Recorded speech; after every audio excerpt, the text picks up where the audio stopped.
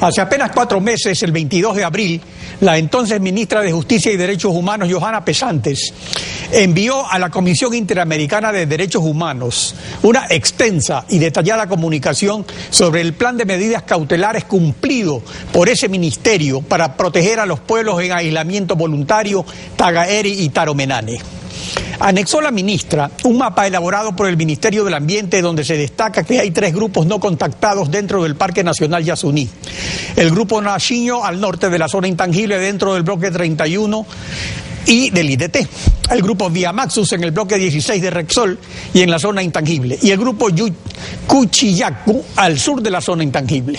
Pero en el informe que presenta el nuevo ministro de Justicia, Lenín Lara, el 22 de agosto pasado, al ingeniero Alexis Mera, así dice el oficio ingeniero Mera, concluye que al interior del bloque no habita población indígena aislada, ni tampoco son utilizadas como lugar de tránsito. Y anexa un mapa donde se ubica fuera del Yasuní a 3 grupos no contactados, a los que llama Tivacuno, Nashinyo Curaray y Cuchillacu. Asambleísta Zobeida Gudiño, buenos días, bienvenida a Contacto Directo. Buenos días, muchísimas gracias por la invitación. ¿De qué manera la comisión presidida por usted va a verificar cuál es la real situación de los pueblos no contactados?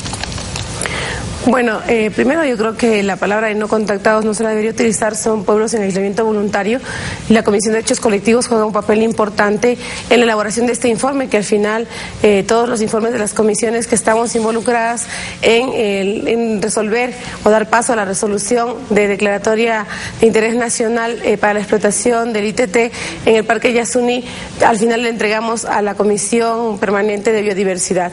Nosotros hemos estado dentro de la comisión realizando ya reuniones. El día de ayer tuvimos al doctor Ventimilla, quien es experto en este tema de derechos colectivos con los pueblos en aislamiento voluntario, y estamos el día de hoy también contando con la presencia de Marcela Cortales, quien es etnóloga y nos va también a poder ayudar, porque lo que tenemos acá nosotros es un informe técnico para poder viabilizar el pedido del señor presidente.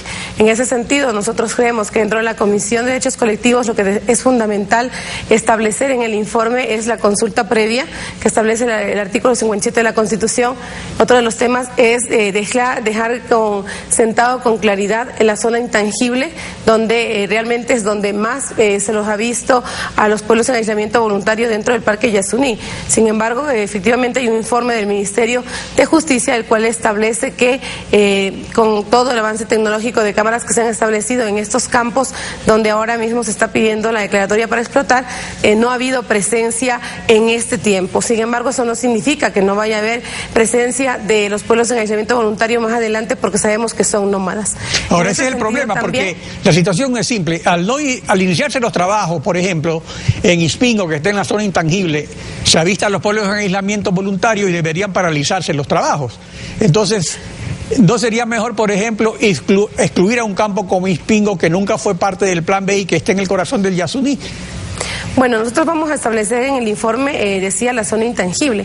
Otro de los temas importantes que tiene que tener el informe de nuestra comisión es la aplicación del Código de Conducta, en el cual se establece que cuando haya presencia de pueblos en aislamiento voluntario en una explotación petrolera, automáticamente se debe dejar de explotar. Creo que eso nos va a dar la posibilidad a nosotros de poder asegurar y defender, precautelando esos derechos humanos que tienen los pueblos en aislamiento voluntario.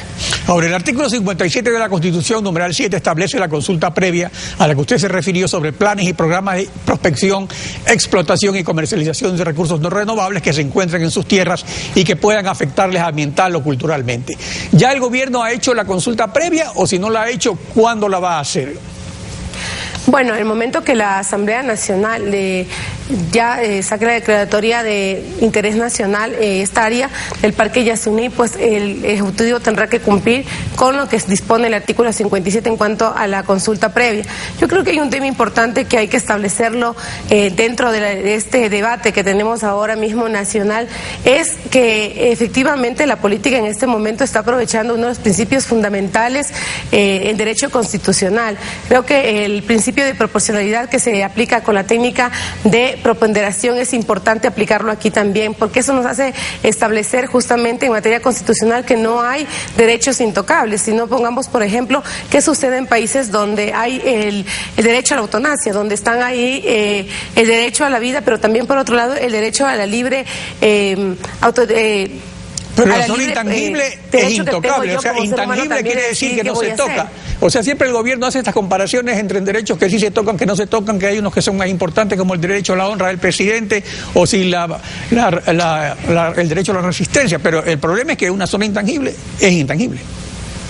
Sí, por supuesto. Nosotros creemos que la Comisión debe dejar sentado con claridad el tema de la zona intangible en el informe que vamos a desarrollar, porque eso nos va a permitir, como decía, es defender los derechos humanos de los pueblos en aislamiento voluntario. Lo que digo yo es que aquí este es también un debate constitucional y ahí vemos que los constitucionalistas del país no han dicho nada en el tema de proponderación que sí se aplica para el tema de derechos. Creo que hacia eso también tenemos que caminar. Y ahí preguntarles también a los ambientalistas que ahora han asomado y que nos toma de sorpresa que el MPD se ha convertido en ambientalista cuando el discurso de toda la vida del MPD ha sido explotar los recursos naturales y nacionalizar las empresas. Creo que ahora han cambiado de discurso, no sé si porque nos avecinamos a un proceso electoral. Bueno, pero ustedes mismos dicen que el MPD sacó menos del 3% de los votos, o sea que realmente no sería interesante ese argumento. Lo importante es lo que dice la Constitución. El numeral 17 del artículo 57 dice que los pueblos y nacionalidades deben ser consultados antes de la adopción de una medida legislativa que pueda afectar cualquiera de sus derechos colectivos.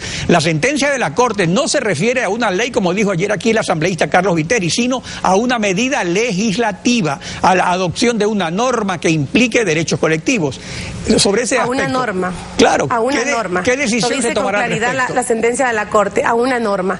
Entonces mi pregunta aquí es, cuando usted me dice una medida legislativa, hay que entonces establecer si es que aquellas resoluciones que sacamos dentro del Pleno de la Asamblea para de rechazar alguna actitud de algún Estado también debería ser consultada. Creo que no. La Corte Constitucional nos da pasos a seguir en el tema de consulta prelegislativa y por lo tanto lo que nosotros creemos que se debe aplicar en este tema específico es la consulta previa, como lo establece el artículo 57, y que le corresponde al Ejecutivo en caso de que se vaya a hacer exploración, para que los pueblos que están en esa zona estén completamente informados de la actividad que va a hacer el Ejecutivo en ese territorio. Es decir, que no habrá consulta prelegislativa, ni tampoco le van a consultar a la Corte. ¿Qué quiere decir eso de que una norma? Porque no dice una ley.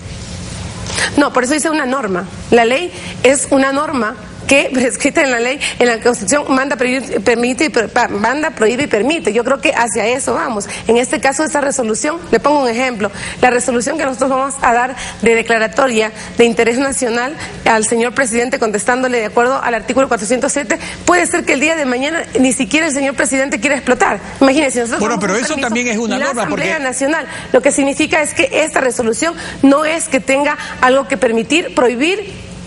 Y no van a poner condiciones, o sea, ustedes autorizan la No, por supuesto que vamos a poner condiciones. De acuerdo a tales y tales características. No, por supuesto que vamos a poner condiciones y creo que uno de los temas importantes en el debate, al menos de Bloque País, para el debate en el Pleno de la Asamblea, 4 puntos importantes. El zona intangible, destino de los recursos, ¿no es cierto?, hacia dónde van a ir en los GATS, que quede claramente establecido que tiene que ir para el agua potable, para el alcantarillado de las zonas amazónicas donde todavía ni siquiera el 60% de la población tenemos acceso a agua potable.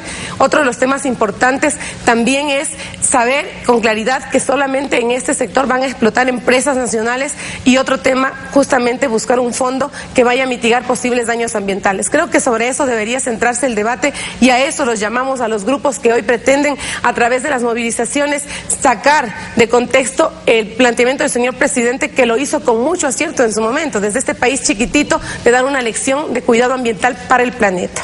Sobeida Gudiño, muchas gracias por su participación en Contacto Directo.